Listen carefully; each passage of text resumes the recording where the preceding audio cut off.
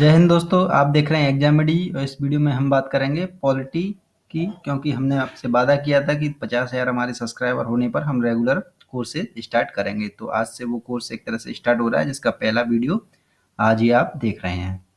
तो ये वीडियो केवल और केवल पॉलिटी इंट्रोडक्शन से रिलेटिव होगा। ये पूरा का पूरा बेस्ड होगा आपका लक्ष्मीकांत जो बुक आती है आपकी मोटी वाली, उससे हम पूरी बुक रेगुलर कवर करेंगे और एक वीडियो डेली डालेंगे। छोटे छोटे टॉपिक बनाएंगे, लगभग 10 मिनट के अंदर ही कोशिश करेंगे करने की, क्योंकि जिससे आपको अच्छे से दिमाग में चीज़ें समझ सकें आप। तो जैसा कि आपको पता है कि भारत में ब्रिटिश ईस्ट इंडिया कंपनी जो है 1600 ईस्वी में आई थी व्यापार करने के लिए। और उसका उद्देश्य तब मात्र क्या था, केवल और केवल व्यापार करना। और इस व्यापार का जो अधिकार था वो एलिजाबेथ प्रथम थी, जो ब्रिटिश देश की महारानी एलिजाबेथ प्रथम, उनके चार्टर एक्ट के तहत इन्हें मिला था अधिकार। और ये कंपनी काफ़ी लंबे समय तक व्यापारिक कार्य में ही लगी रही, लेकिन 1765 में बंगाल, बिहार और उड़ीसा में इन्होंने क्या प्राप्त कर लिया, दीवानी प्राप्त कर ली। यानी कि न्यायिक जो अधिकार हैं और राजस्व अधिकार दोनों ही इन्होंने प्राप्त कर लिए 1765 में। बक्सर का युद्ध हुआ था इस समय, हम वो चीज़ हिस्ट्री में देखेंगे, यहाँ पर केवल पॉलिटी से रिलेटिव चीज़ें देखेंगे। और ये अधिकार प्राप्त करने के बाद इसने भारत में क्या किया, क्षेत्रीय शक्ति बनने की प्रक्रिया शुरू हो गई।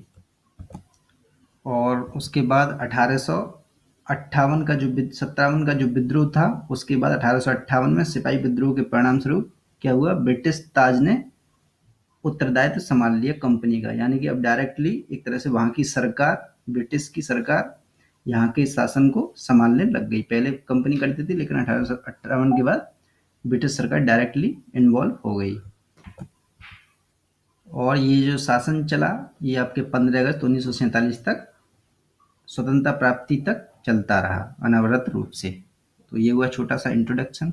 अब इसके बाद क्या हुआ, स्वतंत्रता मिलने के साथ ही एक संविधान की आवश्यकता महसूस होने लग गई कि हमारा भी एक भारत का एक संविधान होना चाहिए। तो उसके लिए सबसे महत्वपूर्ण जो व्यक्ति हैं वो हैं एम.एन. राय, जिन्होंने 1934 में भारत में साम्यवादी आंदोलन के प्रणेता थे। एक तरह से ये इन्होंने एक तरह साम्यवाद आंदोलन को बढ़ावा दिया था। तो इन्हीं की संस्तुति पर एक तरह से 1946 में एक संविधान सभा का गठन किया गया, जो 26 जनवरी 1950 को संविधान अस्तित्व में आया था इन्हीं के कारण। तो इस प्रकार से एक तरह से हमारे संविधान का एक तरह से आधार प्रस्तुत हुआ। और इसके बाद क्या होगा वो मैं आपको बता देता हूँ थोड़ा सा। इसके बाद कंपनी का शासन आएगा, कंपनी का शासन पढ़ेंगे हम पूरा का पूरा 1773 से लेके 1858 तक का। और फिर इसके बाद पढ़ेंगे ताज का शासन 1858 से 1947 का, जिसमें कंपनी का शासन के अंतर्गत हम पढ़ेंगे पिट्स इंडिया एक्ट और रेगुलेटिंग एक्ट और चार्टर एक्ट और जितने भी एक्ट हैं वो सारे पढ़ेंगे। उसके बाद ताज के शासन के अंतर्गत सारे के सारे एक्ट जो हैं वो पढ़ेंगे। तो ये था छोटा सा इंट्रोडक्शन। अब अगले वीडियो से हम अच्छे से कवर करेंगे पॉलिटी को पूरी को, और ये लक्ष्मीकांत पर आधारित होगी। तो जिन्होंने सब्सक्राइब नहीं किया अब तक, सब्सक्राइब कर लें चैनल और इस वीडियो को लाइक कर दें, जिससे ज़्यादा से ज़्यादा लोगों तक इन्फॉर्मेशन पहुँच जाए। और जिन्होंने पुराने वीडियो नहीं देखे हैं, स्क्रीन पर आ चुके हैं, देख लीजिए उन्हें। और जिनको यूपीपीएससी की तैयारी करनी है, डिस्क्रिप्शन में लिंक मिल जाएगा हमारे नए चैनल का, यूपीपीएससी प्रिपरेशन नाम से ही है, उस पर जाके उसे भी सब्सक्राइब कर सकते हो। और कुछ वीडियो डिले हुए हैं और डेली वीडियो उसमें डाले जा रहे हैं।